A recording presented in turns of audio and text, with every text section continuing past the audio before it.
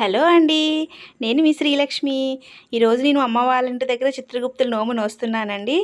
అలాగే ఉప్పు గౌరి, పాలు గౌరి, పెరుగు గౌరి దేవిని కూడా నోము నోస్తున్నానండి. ఇది కన్నవారు చేయిస్తారండి. నేను తణుకులో ఉంటాం కదండి, ఇంకా శ్రీకాకుళం వచ్చి అమ్మ వాళ్ళ ఇంటి దగ్గర పూజ చేసుకుంటున్నాము. చాలా బాగా చేశారండి, చాలా హ్యాపీగా అనిపించింది.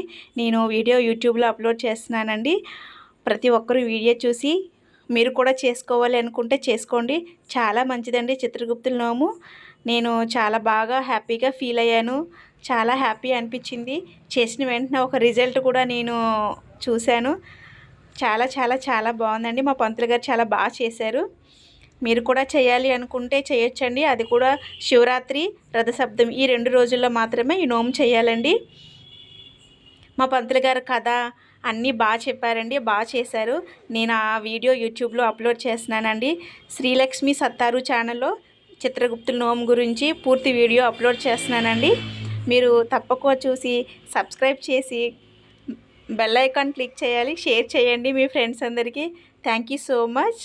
నేను మీ శ్రీలక్ష్మి ప్రేమతో.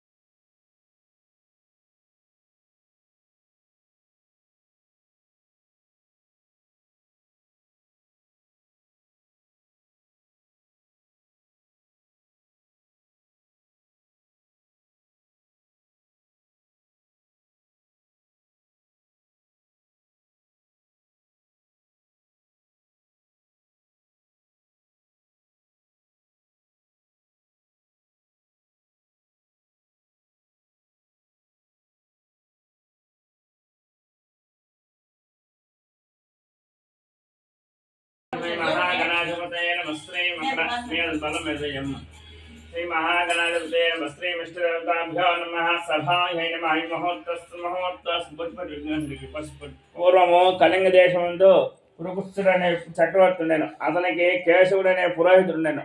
అతను రాజభవనైన సుశీలకు అనేక వ్రతములు ఉపదేశించి ఆమె చేత వ్రత సమాప్తి చేయించుండెను. కానీ చిత్రగుప్త వ్రతము ఉపదేశించడం మర్చెను. ఆ బ్రాహ్మణ భార్య లోగడ తన భర్త వలన చిత్రగుప్త వ్రత మహత్సం విని కొనేందుకు కనుక మాఘశుద్ధ సప్తమి నాడు శివరాత్రి నాడు కానీ చిత్రగుప్త వ్రతం బట్టి ఉద్యాపన చేసి సంవత్సరం వరకు అక్షతలు వేసుకోలేదు. ఇంతకు మించి వారు ఏ పుణ్యకర్మము కూడా కనిపించలేదు. ఇట్లుండగా కొన్నాళ్ళకు బ్రాహ్మణుని భార్య మృతి చెందారు. అప్పుడు యమదూతలు తీసుకొని వెళ్ళిన యముని గది నిలబెట్టగా యముని చిత్రగుప్తుని చూసి ఈమె చేసిన పాపములను జాబితా చూడమనగా చిత్రగుప్తి చూడగా ఆమె చేసిన పాపములన్నీ కూడా సున్నాలుగా పెట్టబడి ఉన్నవి.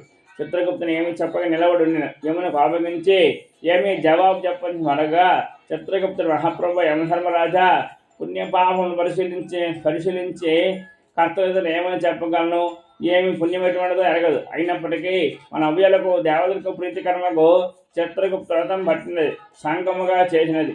అందునుంచి పాపములన్నీ కూడా సున్నాలుగా చుట్టబడి ఉన్నాయని చుట్టబడిన మీ చిత్తమని జవాబు చెప్పాను. యముడు ఆలోచించి ఈమెను స్వర్గద్వారం పంపమని బండకు ఆజ్ఞాపించను. మరికొన్ని దినములకు రాజుభార్య మృతి చెందను. ఎంతో తీసుకుని యమునికి నిలబెట్టగా స్వర్గద్వారం తలుపులు మూయండి, నరకద్వారం తలుపులు తెరవన్నంత దగ్గరగా అడిచింది. అప్పుడు రాజుభార్య గడగడ వణుకుతూ స్వర్గమందు నా పురోహితుని బాణాన్ని చూచి యమున వైపు తిరిగి ధర్మాదం పరిశీలించు ధర్మరాజా, నేను ఈ సమస్త వ్రతములను దానములను చేసి పదిభక్తి కలదాను. నన్ను చూచిట్టి ఘోరమైన వాక్యములు బలుకుట న్యాయమా? వ్రతమేమో పుణ్యమేమో తెలియ నా పురోహితుని భార్య పుణ్యముందు ఉండడమేమి, నేను చేసిన తప్పేమి సెలవేయండి అని వాళ్ళకి ప్రార్థించగా యమధర్మరాజు, ఓ సుశీల, నీ మాట నిజమే. ఆమె మాకు ప్రియకరమైనటువంటి చిత్రగుప్త వ్రతం పట్టినది. అందువలన ఆమె పుణ్యలోకం ముచ్చుతుంది. నీ వాటి వ్రతం చేయందున యమలోకముకు వచ్చేటకు కారణమని చెప్పగా సుశీల చెప్తున్నది, ఓ సూర్యపుత్ర, ధర్మ మార్గంలో నడుపువాడా, మహాతేజస్సు గల ఓ ధర్మరాజా, నా ఏదో దయ కలిగి నన్ను విడిచిపెట్టినా నేను వెళ్ళి మా పురోహితుని ద్వారా ఈ వ్రతం తెలుసుకొని వ్రతం చేసేదను అని సెలవు మనగ్గా ఎవడు ఓ సుశీల నీకు వరం ఇచ్చుచున్నాను. నీవు భూలోకమునకు పోయి వ్రతం యథావిధిగా ఆచరించి నీ భర్తతో కూడా స్వర్గం పొందు అని చెప్పి వెళ్ళమన్ను. అనగా భూలోకమునందు ఈమె కళేబరమును దహనం ప్రయత్నం చేయడానికి ప్రయత్నించుండగా రాజుబారు లేచిపోయాను. రాజు మొదలగా గల వారందరూ ఆశ్చర్యం పొందారు. ఆమె వలన జరిగిన వృత్తాంతమంతా కూడా తెలుసుకొని కొనియాడి రాజుబారి ప్రయోజనం పిలిపించి, అయ్యా మీ భార్య ఉపదేశం చిత్రగుప్త వ్రతము నాకు ఉపదేశించి వ్రతము చేత జయించి ఆ ఫలము నాకు ఎందమని చెప్పు అనగా బ్రాహ్మణ వ్రత విధానం కూడా ఆమెకు ఉపదేశించాను. ఆమె వల్ల వ్రతము చేయించను. కొంతకాలమునకు ఆమె ఇహలోక సుఖములన్నీ అనుభవించి అంచున్న భక్తులుగా స్వర్గం పొందారు. ఉద్యాపనము పూర్వం మాఘశుద్ధ సప్తమి నాడు కానీ శివరాత్రి ఉదయమునే లేచి స్నానం చేసి ఇళ్ళకి ముగ్గులు పెట్టి పురోజనం పిలిపించి కాలు కడిగి అతని వలన విజ్ఞాస పూజ పుణ్యాహవచన కట్లేని గంప తెచ్చి దాని నిండా 3 తుమ్ముల ధాన్యం పోసి దానికి దోమల చాపు చుట్టి అందుపై చిత్రగుప్తుని యమధర్మరాజు సూర్యభగవాన్ మూర్తిని బ్రహ్మాది పంచపాలకులను అష్టదిక్పాలకులను ఆవాహన చేసి పూజ చేయాలి. గంధ